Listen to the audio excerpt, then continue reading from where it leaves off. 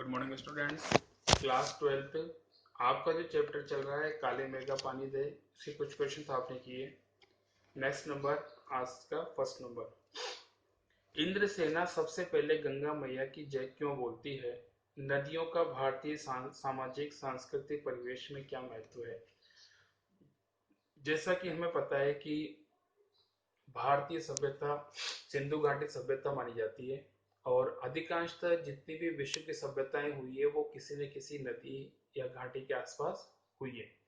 उसका सबसे बड़ा कारण है कि वहां की पानी की प्रचुरता होती है, जो संस्कृति या सभ्यता को विकास देती है, पोषण देती है।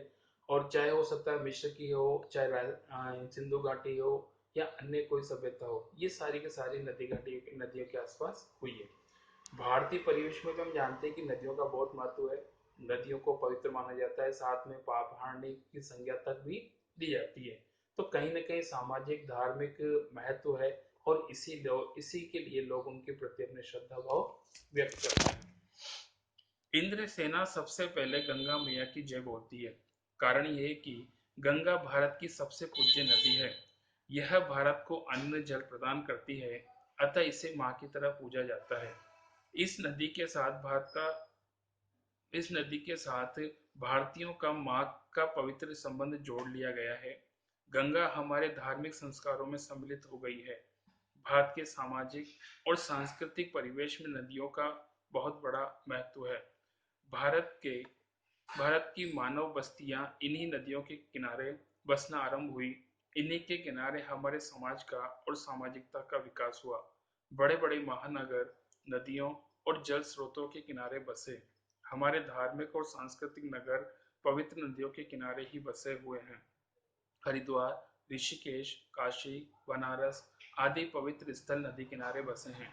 हम अपनी संस्कृति का ज्ञान करते हुए गंगा, यमुना, सतलुज, कावेरी आदि नदियों के नाम लिए बिना नहीं रह सकते। कुल मिला के कह सकते हैं कि हमारे जितने भी सामाजिक और सांस्कृतिक कार्य संपन्न होते हैं उसमें एक माँ का दर्जा नदियों के माध्यम से पूरा किया जाता है। Next question.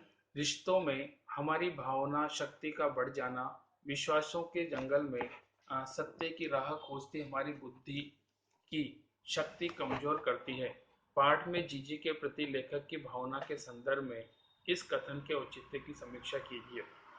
यह कथन असत्य है। कोई भी भावना सत्य की राह में बाधा नहीं डालती। न ही जीजी की भावना शक्ति लेखक की सत्य निष्ठा को कमजोर करती है। वास्तव में सत्य का आग्रह करने वाले भी कई बार तर्कांध हो जाते हैं। वे गणितीय तर्क देखकर ही संतुष्ट होना चाहते हैं, परंतु जीवन में उससे भी बड़े सत्य हैं जो भावनाओं में छिपे होते हैं। मनुष्य उन भावनाओं के बिना नहीं रह सकता। जीजी ने तर्कनिष्ठ लेखक को इसी अंधता से बचाया। उसे एहसास कराया कि केवल तर्क और प्रकट परिणाम ही सब कुछ नहीं हुआ करता। भावनात्मक सत्य भी बहुत बड़ी चीज होती है।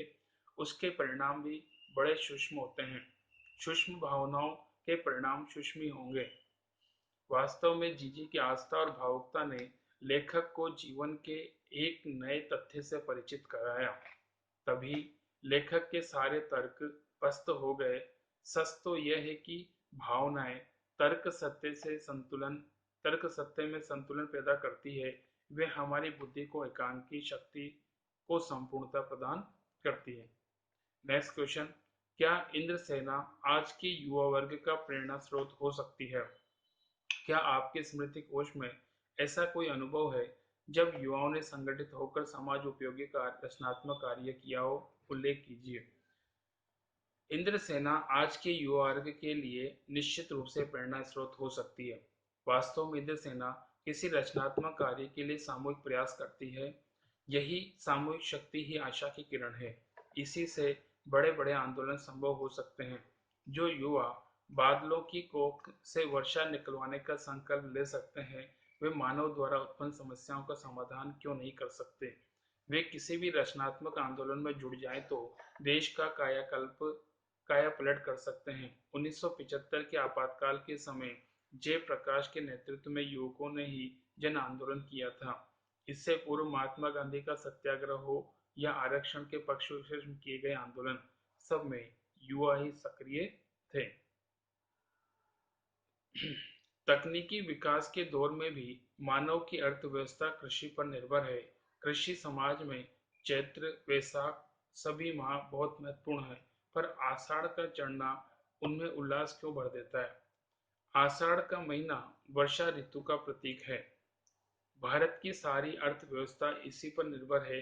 किसान साल भर वर्षा के लिए टकटकी लगाए बैठे रहते हैं। इसी कारण आषाढ़ शुरू होते ही उन्हें वर्षा होने की आशा बनने लगती है। इस कारण वे उल्लास से भर जाते हैं। नेक्स्ट, आपकी दादी नानी किस तरह के विश्वासों की बात करती है? ऐसी स्थिति में आपके उनके प्रति आपका रवैया कैसा होता है? लिखिए।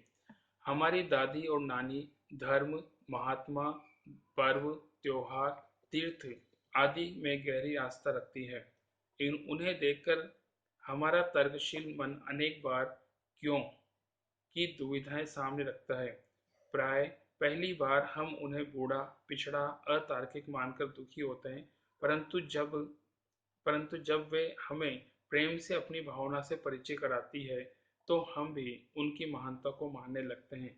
इस प्रकार उनके दिए हुए संस्कार हमें जीवन भर प्रभावित करते हैं। नेक्स्ट, काले मेघा पानी दे नामक निबंध का उद्देश्य या प्रतिपाद्य संदेश स्पष्ट कीजिए। आंसर है, काले मेघा पानी दे निबंध के दो उद्देश्य हैं। फर्स्ट, जीवन में तर्क और आस्था अपनी अपनी जगह सच है। तर्क केवल वैज्ञानिक तथ्य को सत्य मानता है। आस्था भावनात्मक सच्चाई की को पुष्ट करती है।